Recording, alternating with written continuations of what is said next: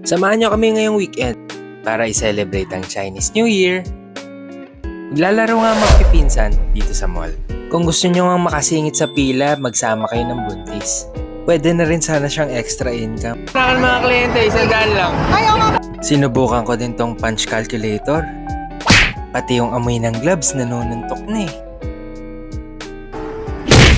Mainam din tong pampawala ng stress. Lalo na kung misis mo ang kasama mo sa bahay. Biro lang. Pag single ka rin naman ngayong Valentine's, ilabas mo dito ang sama ng loob mo. Charing. Lumipat naman kami dito sa Let's Bounce. Bagay itong laro, lalo na kung may partner. Dito kasi talaga makikita kung talagang may teamwork kayo. Tapos, pag mataas ang score nyo, dapat may celebration kiss. Paano to si Vince? Walang kasamang jowa. O sige, ako na. Pagkatapos, lumipat kami sa shooting. Nagtaka si Buntis, akala niya kalaban niya si Lebron. Asawa ko lang yan. Dahil kapos na sa oras, nagsabay-sabay na kaming apat. Ewan ko sa magpipinsang ito, bakit ang hilig mag-basketball? At time's up na kami sa time zone. Nang biglang... Patawad ng libreng hopya. Bakit? Hopya ako Hopya.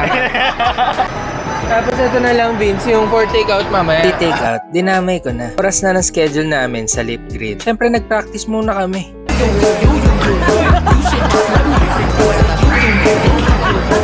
Naglalaro na ang mga bata. Bago nga kami sumalang, nag-isip-isip na kami ng kanya-kanyang diskarte. Mga nag-suggest na huwag ka magmadali, dapat relax lang, kanya-kanyang pwesto, hanggang sa anyari. Nakakapagod to, kaya suggestion ko sa'yo, dapat nakasapatos kayo. Nag-enjoy ba kayong panoorin ng bardagulan ng pipinsan? Puntaan nyo na rin. 150 per head.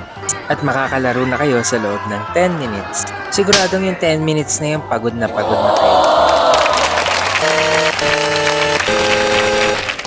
Kayo, kamusta ang weekend nyo? Okay, thanks, bye!